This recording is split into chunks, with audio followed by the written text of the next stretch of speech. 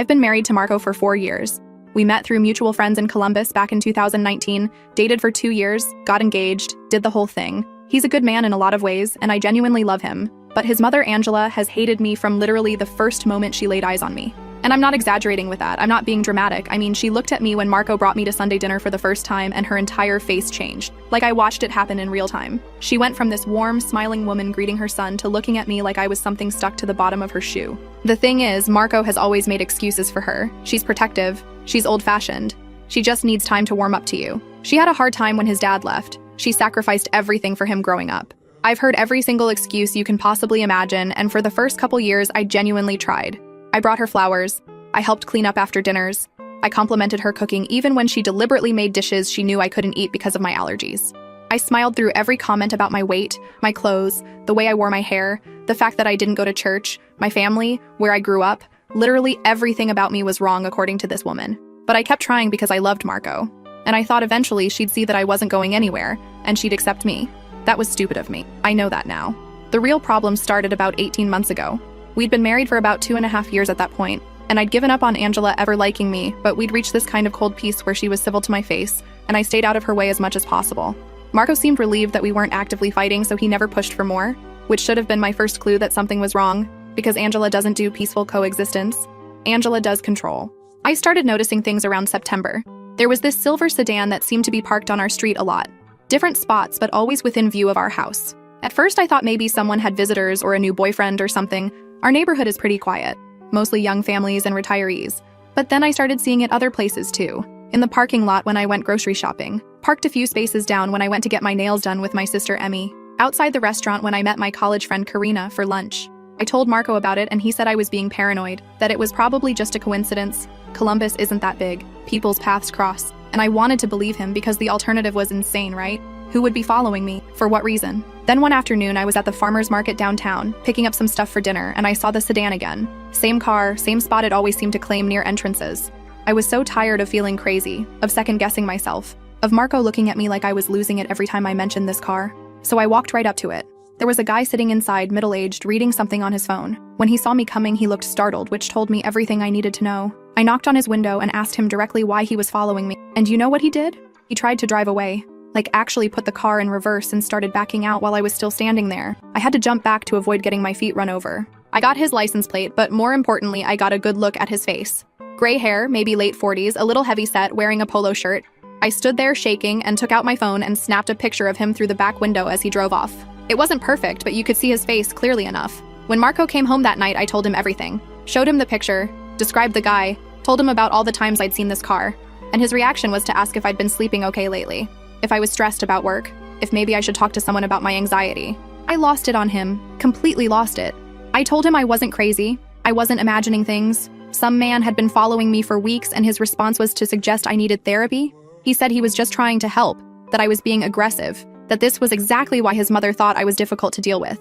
And that's when I knew. I knew before I even confirmed it. Because why would he bring up his mother in the middle of a conversation about me being stalked unless she was somehow involved? I didn't say anything else that night. I just waited. Let him think I dropped it. The next week, I asked Emmy to help me figure out who this guy was. She came over and we spent hours searching. We Googled Private Investigator Columbus, Ohio, and went through every website we could find. Third page of results, there he was. Robert Castellano, owner of Castellano Investigations. Same gray hair, same heavy face, same everything. His website even bragged about his discreet surveillance services for concerned family members. A private investigator. Someone had hired a private investigator to follow me. Emmy wanted to confront Marco right away, but I said no. I needed to know more. I needed to confirm who hired this guy before I said anything, because if I accused Angela without proof, Marco would just defend her like he always does and nothing would change. I thought about it for days. How could I prove Angela was behind this? I couldn't exactly call the PI and ask who his client was. I couldn't hack into anything. I had no connections to get that kind of information. Then I realized I didn't need proof before the confrontation. I needed the confrontation to be the proof. If I accused Angela in front of everyone and she denied it convincingly, fine, I'd look paranoid. But if she reacted guilty, if she couldn't deny it, then everyone would see the truth. Sunday came and I was ready. Marco's aunt Elsa was there, his cousin Terry and Terry's wife, Angela, of course. We were all sitting around the dining room table eating this pot roast that Angela kept bragging about, and I just waited for the right moment. It came when Angela made some comment about how nice it was that I'd finally learned to set the table properly. This passive-aggressive dig about something she'd criticized me 4 years ago. And I just looked at her and asked her if she knew a man named Robert Castellano. The entire table went quiet. Marco asked what I was talking about. Terry's wife looked confused. But Angela's face went completely white, like all the blood just drained out of it in a second. I kept going, pulled out my phone and showed everyone the picture I'd taken at the farmer's market, asked if anyone recognized him. Then I showed them his website, Private Investigator, Surveillance Specialist, and I looked right at Angela and asked her how long she'd been paying him to follow me. Angela started crying, saying she was just trying to protect her son, that she knew I was hiding something, that a mother knows these things. She kept talking, kept defending herself, and that's when it came out. She said she'd had to be sure, that she couldn't just sit back and watch, that 6 months wasn't that long when you're trying to protect your child. 6 months. She said it herself. This man had been following me for 6 months. 6 months of my life where someone was watching my every move, documenting where I went and who I talked to and what I did. 6 months of feeling like I was going crazy while my husband told me I was paranoid. That last part was mean, and I knew it when I said it. Angela's ex-husband cheated on her multiple times before he finally left her for his secretary when Marco was in high school.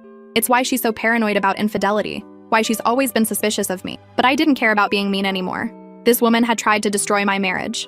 I told everyone at that table exactly what Angela had done. Hired a PI, 6 months of following me, all because she wanted to find proof I was cheating so Marco would divorce me. And she found nothing because there was nothing to find. I've never cheated on Marco. I've never even thought about cheating on Marco. I'm not her. Marco was just sitting there with his mouth open like he couldn't process what was happening. Elsa was asking what the hell was going on. Terry's wife looked like she wanted to disappear into the floor. Marco finally spoke up and asked his mother if it was true. She couldn't even deny it. She just kept crying and saying she did it for him. She did it because she loved him, because she couldn't stand to see him hurt the way his father hurt her. I looked at Marco and asked him what he was going to do about this. His own mother had me stalked for half a year. That's not protective. That's not love. That's obsessive and controlling and insane. And do you know what he said? He said she was just worried, that she didn't mean any harm, that she obviously went too far but her heart was in the right place. I left. I just got up from the table and walked out. Emmy picked me up because I couldn't even drive. I was shaking so hard. Not from fear, from rage. 6 months of being watched and followed and documented, and my husband's response was that his mother meant well. That was in October. I wish I could tell you that was the end of it. That Marco saw reason. That Angela apologized. That we all moved past it. But of course that didn't happen. What happened was that Angela decided if she couldn't catch me cheating, she would make evidence that I was cheating. About 3 weeks after the dinner confrontation, Marco came home from work looking like someone had died. He sat me down in the living room and told me his mother had sent him some photos. Photos that showed me with another man, at a hotel, looking very intimate. I asked to see them. He hesitated, but eventually showed me. The photos were of me, all right. My face, my body, clothes I recognized from my own closet. But the man I was supposedly with, I'd never seen him before in my life. And the hotel in the background was one I'd never been to. And when I looked closely, really closely, I could see it. The shadows were wrong. The lighting didn't match. My face was just slightly off from the angle it should have been. They were photoshopped.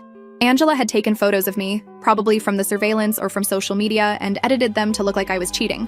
I showed Marco, pointed out every inconsistency, every tell, asked him if he really thought I would be stupid enough to go to a hotel with another man in broad daylight wearing recognizable clothes, asked him if he really thought so little of me that he'd believe obviously manipulated photos from a woman who had already proven she would do anything to break us up. Marco sat there for a long time. Then he said he believed me, that he could see now that the photos were fake, that his mother had gone too far this time. I thought, okay, finally. Finally, he's seeing her for what she is. Then he said he was going to talk to her. Explain that what she did was wrong. Help her understand that she can't keep doing this. Talk to her. Like she was a child who needed to learn a lesson and not a grown woman who had deliberately fabricated evidence to destroy her son's marriage. I told him talking wasn't good enough. She needed to apologize to me directly. She needed to admit what she'd done to the whole family, like I'd been humiliated at that dinner table. And if she couldn't do that, then I wanted him to cut contact with her. Marco said he couldn't cut off his own mother. That yes, she'd made mistakes, but she's still his mom. That she's all the family he has left since his dad took off. That I was asking too much. I told him his mother had me stalked for 6 months and then tried to frame me for cheating when that didn't work. I told him that wasn't mistakes. That was a campaign. I told him I was his wife, and if he couldn't choose me over someone actively trying to destroy our marriage, then maybe we didn't have a marriage worth saving. We fought about it for weeks. Marco kept trying to find some middle ground, some compromise where he could keep his mother in his life without me having to accept her behavior. He suggested therapy for Angela. He suggested limited contact. He suggested I was overreacting because I'd never had a complicated relationship with my own family, so I didn't understand. And through it all, Angela kept texting him, calling him, showing up at our house when I wasn't home, always playing the victim, always crying about how she was losing her son, how I was turning him against her. Never once did she apologize to me. Never once did she admit she was wrong. Thanksgiving was a disaster. I refused to go to Angela's house and Marco went without me. Christmas I spent with Emmy and my parents while Marco split his time between us and Angela. By New Year's, I was seriously considering divorce. Then in February of this year, something else happened. Something that made the PI and the fake photos look like nothing. I got a call from a number I didn't recognize while I was at work. When I answered, it was a woman identifying herself as being from Child Protective Services. She said they'd received a report about our household and needed to schedule a home visit. I asked what kind of report. She said they'd received an anonymous tip alleging child abuse and neglect. We don't have children. I told her that. Told her we'd been trying actually, but hadn't been successful yet. She seemed confused, said the report specifically mentioned a toddler in the home, gave details about unsafe conditions and suspected physical abuse. Someone had called CPS and filed a completely false report about children that don't exist. I knew immediately who it was. There was only one person unhinged enough to do something like this. One person who would do literally anything to tear my marriage apart. I asked the woman from CPS if she could tell me anything about who filed the report. She said it was anonymous, but they still had to investigate all tips. Even though we didn't have children, they would need to send someone to verify that and close out the case. A week later, an investigator came to our house, looked around, confirmed that yes, there were no children living here, asked some questions about our situation. I had to explain everything: the stalking, the fake photos, the Emil from hell. The investigator was sympathetic but said they had to follow up on all reports regardless. I filed a police report. Not because I thought they would do anything, but because I wanted documentation. The officer I spoke to said false CPS reports are technically illegal but almost impossible to prove without a confession. They said they'd look into it, but I could tell nothing was going to happen. I confronted Angela directly that time. Didn't even tell Marco first. Just drove to her house and rang the doorbell. When she opened the door, I asked her if she was proud of herself. If calling CPS with false reports made her feel powerful. If she understood that filing false reports is a crime and that she could actually face consequences for it. She denied it, of course. Said she had no idea what I was talking about. Said maybe one of our neighbors had concerns. Said I couldn't prove anything. Then she smiled at me. This little smug smile that made me want to. I'm not going to finish that sentence, but you can probably imagine. I told her I was done. That I was going to do whatever it took to protect myself from her. That if she came near me again, if she tried anything else, I would make her regret it. She told me I was the problem in Marco's life. That before me he was happy and close to his family and now she barely sees him. That I'd isolated him from everyone who loved him. That I was manipulative and controlling and she could see right through me even if Marco couldn't. I laughed in her face. Literally laughed. Because the projection was so incredible I couldn't even respond to it. This woman who had hired someone to stalk me was calling me controlling? I left and drove home and told Marco everything. The CPS call, the investigation, confronting his mother. And he had the nerve, the actual nerve, to say I shouldn't have gone over there alone, that I was escalating things, that now his mother was going to feel attacked and it would be even harder to fix things between us. I asked him what exactly there was left to fix. His mother had tried to prove I was cheating. When that failed, she tried to frame me. When that failed, she called CPS with false reports. What was next? What would it take for him to finally see that this woman was dangerous? He said I was being dramatic. That dangerous was a strong word. That yes, his mother had made serious mistakes, but she wasn't dangerous. She was just a lonely woman who was afraid of losing her son. That was last month. We're still married. Marco is still in contact with his mother. And yesterday I found a new scratch down the entire length of my car's driver's side door. This is the third time my car has been keyed since December. Always when it's parked at the house. Always when Marco is at work and I'm home alone. There are no security cameras on our street, so I can't prove who's doing it, but I know it's her. I told Marco about the car. He said it was probably kids from the neighborhood. Suggested I park in the garage from now on. Our garage is full of his stuff. There's no room for my car. I asked if we could clear it out so I could park inside. He said he'd get to it when he had time. So, here I am. Married to a man who refuses to protect me from his own mother. Living in a house where my car gets vandalized regularly. Dealing with a woman who has escalated from stalking to fake evidence to CPS reports and shows no signs of stopping. I don't know what to do anymore. I love Marco, but I'm starting to hate him too. I hate that he can't see what's right in front of him. I hate that he always finds a way to excuse her. I hate that I've become this angry, bitter person who can't even enjoy my own marriage because I'm constantly waiting for the next attack. Emmy says I should leave. My parents say I should leave. Karina says I should at least talk to a lawyer. But every time I think about actually doing it, I remember the man I fell in love with, and I think maybe if I just try harder, explain better, he'll finally understand. But that's how I ended up here, isn't it? Trying harder, explaining better, and nothing changing. I'll update if anything else happens. At this point, I'm expecting it will.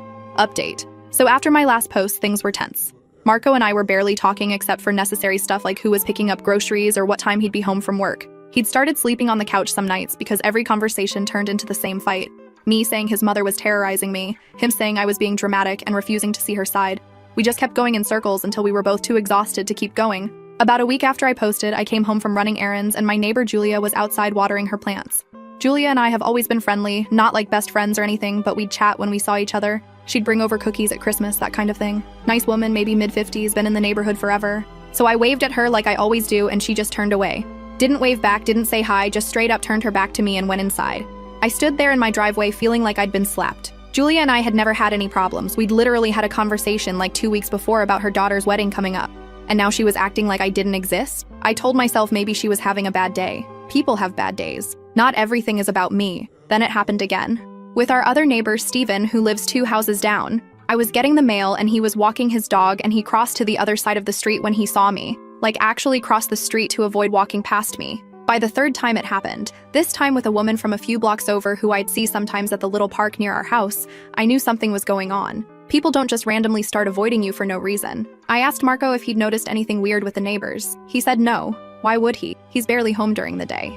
I told him about Julia and Steven and the woman from the park, and he did that thing he does where he sighs like I'm being exhausting and said maybe I was being too sensitive, maybe I was looking for problems where there weren't any. I wanted to scream. I wanted to throw something, but I just walked away because I was so tired of having the same conversation where I tell him something is wrong and he tells me I'm imagining it.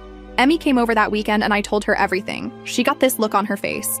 The one she gets when she's about to do something that might be a bad idea, but she's going to do it anyway. She said she was going to talk to Julia. I told her not to, that it would be weird, that I should just let it go. She ignored me completely and marched right over to Julia's house. I watched from my living room window like a creep while Emmy knocked on Julia's door. They talked for maybe 10 minutes. I couldn't hear anything obviously, but I could see Emmy's body language getting more and more tense. When she came back, she looked ready to commit murder. Angela had been talking to the neighbors. Not just talking, spreading stories. According to Julia, Angela had been coming around the neighborhood for weeks telling anyone who would listen that I was unstable, that I'd been having affairs, that I was trying to take Marco for everything he had in a divorce, that I'd threatened her and she was afraid for her safety. Julia told Emmy she didn't want to get involved in drama, but she thought I should know what was being said. And oh, by the way, Angela had mentioned that I had substance abuse problems and that's why Marco's family was so worried about me. Substance abuse. I don't even drink more than like a glass of wine at dinner sometimes. I've never done drugs in my life, but now my entire neighborhood thinks I'm some kind of addict cheater who threatens old women. I waited for Marco to get home, sat in the living room with the lights off just waiting. When he walked in and turned on the light and saw me sitting there, he actually jumped, asked what the hell I was doing sitting in the dark. I told him about the neighbors, about what Angela had been telling them, about the substance abuse lie and the affair lies and the threats lie. I told him his mother had been conducting a whisper campaign against me in our own neighborhood, the place where we live, where we're supposed to feel safe. And you know what Marco said? You know what his response was to finding out his mother had been destroying my reputation to everyone we live near? He said maybe she was just venting, that she'd been upset about how I confronted her and maybe she'd exaggerated to some people and it got out of hand, that he would talk to her about it. She told people I'm a drug addict and he called it venting. I lost it. I completely lost it. I told him I was done with his excuses, done with him minimizing everything she did, done with him choosing her over me again and again and again. I told him his mother was not just protective, she was not just worried, she was malicious. She wanted to destroy me and he was letting her do it. Marco got angry then. He started saying that I didn't understand what it was like growing up with just his mom, how hard she worked to give him everything, how much she sacrificed. He said his dad abandoned them when he was 15 and his mom was all he had for years, and I couldn't just expect him to throw her away like she meant nothing. I told him I wasn't asking him to throw her away. I was asking him to protect me, his wife, the woman he promised to love and cherish and all that. I was asking him to set one boundary with her, just one, and he couldn't even do that. He said I didn't make it easy, that every time I talked about his mother, it was with so much hatred and anger that it put him on the defensive, that maybe if I tried to understand her perspective instead of just attacking her all the time, he could be more supportive. I asked him what perspective I was supposed to understand. The perspective of hiring a PI to stalk me? The perspective of photoshopping pictures to frame me for cheating? The perspective of filing false CPS reports? He just stood there with his jaw clenched, looking at the floor. I told him I wanted him to go to her house right then, that night, and tell her that if she ever spoke to another neighbor about me, if she ever said my name to anyone in this neighborhood again, there would be consequences. Real consequences. He asked what kind of consequences. I said I didn't know yet, but I was done being her punching bag, and if he wouldn't defend me, I would defend myself. He went. I don't know what they talked about because he didn't tell me and I didn't ask. He came back 2 hours later looking drained and said it was handled. That his mother understood she'd gone too far with the neighbor stuff, and she would stop. I didn't believe him, but I was too tired to fight anymore that night. Things were quiet for maybe a week. Then Emmy called me. She asked if I was sitting down. I told her just to tell me whatever it was. She'd run into Elsa, Marco's aunt, at a Kroger near her house. They'd ended up talking in the parking lot for almost an hour, and Elsa had told her some things about Angela that I'd never heard before. When Marco was in college, he'd dated a girl for almost 2 years, pretty serious. They'd even talked about getting engaged, and Angela had hated her, just like she hated me.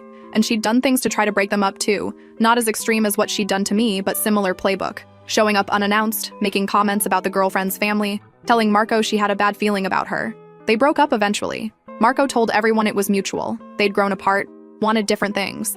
But according to Elsa, the real reason was that Angela had convinced Marco his girlfriend was only with him for money, that she'd overheard the girlfriend talking about Marco's future earning potential, and how that was important to her. Marco confronted the girlfriend. She denied it. He believed his mother anyway. Elsa said she'd always felt guilty about not saying something at the time. She'd seen what Angela was doing, but she didn't want to get in the middle of family drama. She said she thought about reaching out to me several times after the dinner confrontation, but Angela was her sister, and she didn't know how to navigate it. I didn't tell Marco what Elsa said. I don't know why. Maybe because I knew he would just get defensive or make excuses or find some way to explain it away. Or maybe because I was starting to realize that no amount of evidence was ever going to change how he saw his mother. The next incident happened at a gas station of all places. I was filling up my car, and this woman I'd never seen before walked up to me and asked if I was Marco's wife. When I said yes, she said she was Angela's friend from church, and she just wanted me to know that she was praying for me. I asked her what she meant by that. She said Angela had told her everything, about my problems, about how I'd been struggling, about how Angela was trying so hard to help me, but I kept pushing her away. She said addiction was a disease and there was no shame in getting help. I stood there at the gas pump while this stranger told me about my supposed addiction and Angela's supposed efforts to help me, and I just couldn't even respond. The woman patted my arm in this sympathetic way and walked off, and I finished pumping my gas and got in my car and sat there for 20 minutes. Angela wasn't just telling the neighbors. She was telling her church, her friends, God knows who else, building this narrative where she was the concerned mother-in-law trying to help her troubled daughter-in-law, painting herself as the victim of my aggression while assassinating my character to anyone who would listen. I drove straight to Angela's house. I know I probably shouldn't have. I know it would just give her more ammunition to claim I was harassing her or whatever. But I was beyond caring about strategy at that point. She answered the door looking surprised to see me. I didn't wait for her to say anything. I walked right past her into her living room and turned around and asked her what exactly she was trying to accomplish. She started with the innocent act. What was I talking about? She had no idea what I meant. I really needed to calm down. I told her about the woman at the gas station, about the prayer offer, about the addiction story being spread at her church now. She told me she hadn't said anything that wasn't true, that I was clearly struggling, anyone could see that my behavior lately had been erratic and aggressive, and Marco was worried about me even if he wouldn't admit it. I asked her if she actually believed that, or if she was just that committed to the lie. She said it wasn't a lie. She said I had isolated Marco from his family, that he barely called her anymore, that he'd missed 3 Sunday dinners in a row. She said before me he was such a good son, so attentive, so loving, and now she was lucky if she got a text from him once a week. I told her that wasn't isolation. That was her son being married and having his own life, and maybe not wanting to spend every Sunday watching his mother criticize his wife. She laughed at that. She said I really thought I was special, didn't I? She said she'd seen girls like me before, girls who swoop in and try to steal sons from their mothers. She said I might have Marco fooled for now, but eventually he would see me for what I really was. I asked what I really was according to her. She said I was a manipulator, a liar, that I trapped Marco into marrying me and now I was trying to cut off everyone who could show him the truth. She said she knew about the fake photos I'd accused her of making and she hadn't made them. She'd received them from someone who cared about Marco and was trying to help him see. She said she didn't know who took them, but she believed they were real. I couldn't even argue anymore because I realized I was dealing with someone who had constructed an entire alternative reality in her head where she was the good guy and I was the villain. She genuinely believed, or at least had convinced herself she believed, that I was this terrible person doing terrible things to her precious son. I told her to stay away from me, stay away from my house, stay away from my car, stay away from my neighbors and her church friends, and anyone else she might want to spread her lies to. I told her if she didn't stop, I would explore every legal option available to me. I left. There was nothing else to say. When I got home, Marco was there. He'd gotten off work early for some reason. He took one look at my face and asked where I'd been. I told him. All of it. Marco sat down on the couch and put his head in his hands. He stayed like that for a long time. When he finally looked up, his eyes were red. He said he was tired, that he felt like he was being torn in half, that he loved me and he loved his mother, and every day felt like he was failing both of us. He said he didn't know what to do anymore, that every choice felt wrong, that he just wanted everyone to get along and he knew that was impossible, but he didn't know how else to think about it. For a second, I felt sorry for him. He did look exhausted, beaten down, like a man who genuinely didn't know which way to turn. I told Marco this wasn't about getting along. This was about his mother actively trying to destroy me and him standing by and watching it happen. I told him I wasn't asking him to hate her or never see her again. I was asking him to tell her clearly that there would be consequences if she didn't stop. Real consequences. Not another talk. Not another please mom try to be nicer. Actual consequences. He asked what that would even look like. I said I didn't know, but we needed to figure it out together because I couldn't keep living like this. Waiting for the next attack. Wondering what she was saying about me now and to who. Dreading every interaction with neighbors or strangers. My mental health was suffering. My ability to trust anyone was suffering. My marriage was suffering. He said okay. He said he heard me. He said we would figure something out. I wanted to believe him. I really did. 2 days later was the incident that finally pushed me over the edge.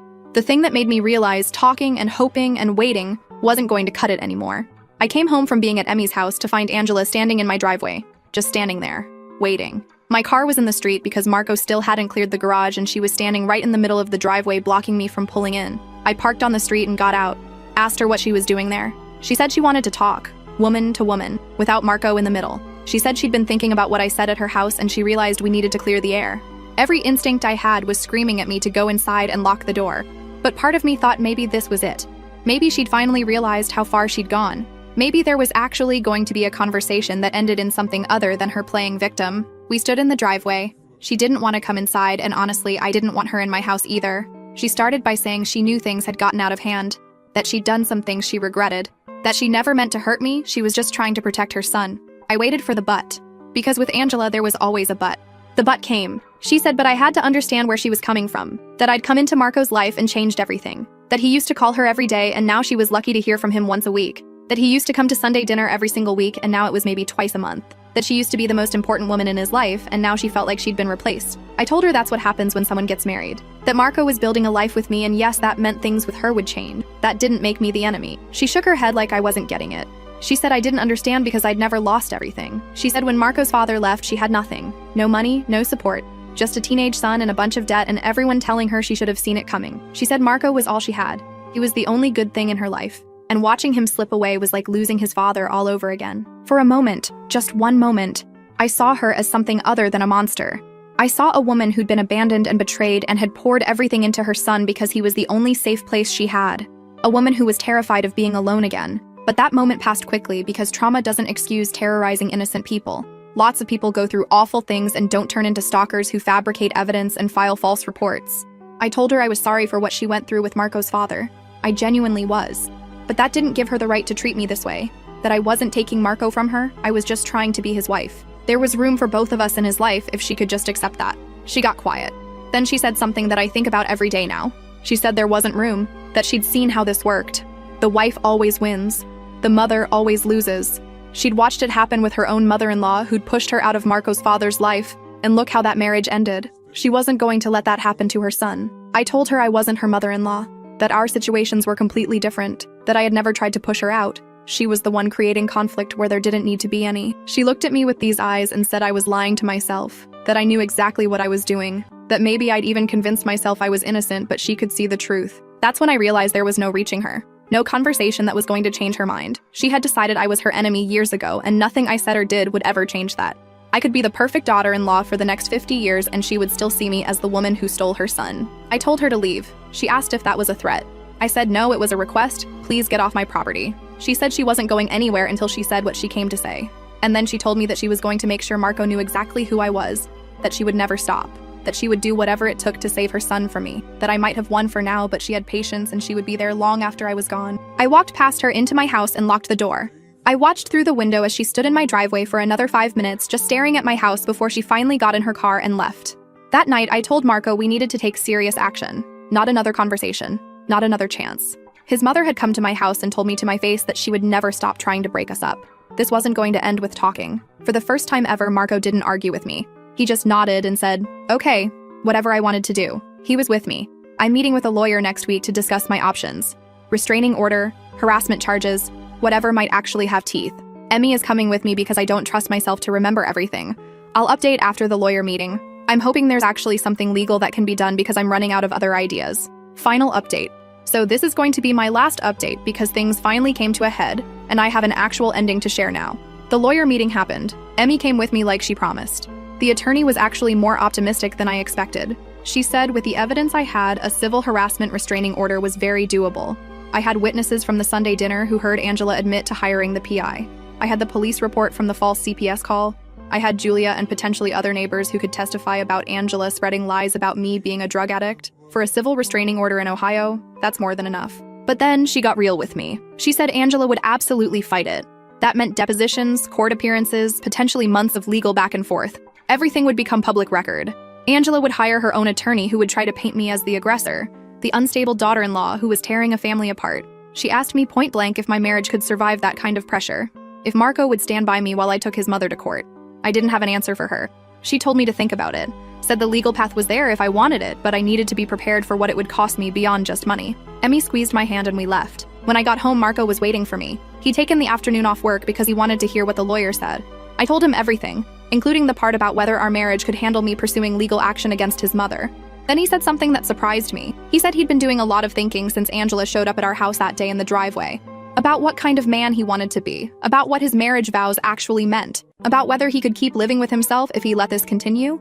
I waited because I'd heard versions of this before and they never led anywhere. But then he said he'd called his mother that morning, told her he needed to see her, that it was important. He asked if I would come with him, not to confront her, not to fight, just to be there while he said what he needed to say. I almost said no. The last thing I wanted was to be in a room with Angela again. But something in Marco's voice made me think this time might actually be different. We drove to Angela's house together. She opened the door, looking surprised to see both of us. Marco didn't wait for her to invite us in. He just walked into her living room and sat down on her couch, and I sat next to him. Angela stood there looking between us like she was trying to figure out what was happening. She asked what this was about, and Marco told her to sit down. She sat. And then Marco started talking. He told her he loved her, that he would always love her, that she was his mother, and nothing would ever change that. But he also told her that what she'd been doing to me was wrong. Not misguided, not overprotective, not excessive. Wrong. He said he'd been making excuses for her for years because it was easier than facing the truth, but he couldn't do it anymore. Angela tried to interrupt, tried to defend herself, tried to turn it around on me. But Marco just kept going. He told her about the sleepless nights and the fights and watching me become a shell of the person he married. He told her she wasn't protecting him, she was destroying him. That every time she attacked me, she was attacking his marriage and his happiness and his future. Angela started crying. The real tears this time, not the manipulative ones. She kept saying she just didn't want to lose him, that I didn't understand what it was like to be alone, that she was scared. Marco told her he understood she was scared. He understood she'd been hurt. But her fear didn't give her the right to hurt innocent people. He told her we had just come from a lawyer, and that I had enough evidence to get a restraining order against her. That witnesses had heard her confess, that the police report existed, that neighbors could testify. He said I was choosing not to pursue it right now, but that choice could change if she didn't stop. Angela looked at me with so much hatred I could feel it. She told Marco I'd manipulated him into this, that I'd turned him against his own mother, that one day he would wake up and realize she was right about me. Marco stood up and told her that was exactly the problem, that she couldn't even hear criticism without blaming me, that she was so convinced I was the enemy that she couldn't see how her own behavior had pushed him away. He told her she had a choice. She could work on herself, maybe see a therapist, learn to let go of some of the fear and anger, or she could keep doing what she'd been doing and watch her relationship with her son disappear while also dealing with legal consequences. He said he hoped she would choose the first option, but the choice was hers. Then he took my hand and we left. Angela didn't chase after us. She didn't call or text that night. For the first time in almost 2 years, I fell asleep without dreading what she might do next. That was 3 weeks ago.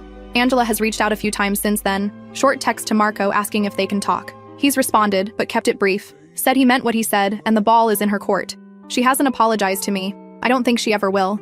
But she also hasn't keyed my car or talked to the neighbors or shown up unannounced or done any of the other things she used to do. Maybe she's just regrouping. Maybe she's planning something worse. But for now, there's quiet. And I still have the lawyer's number if I need it. Julia from next door knocked on my door last week to apologize for believing Angela's lies and avoiding me. I don't know what the future holds with Angela. I don't trust her and I probably never will. But I finally have a husband who's willing to put our marriage first, even if it took him way too long to get there. And I have legal options if she starts again.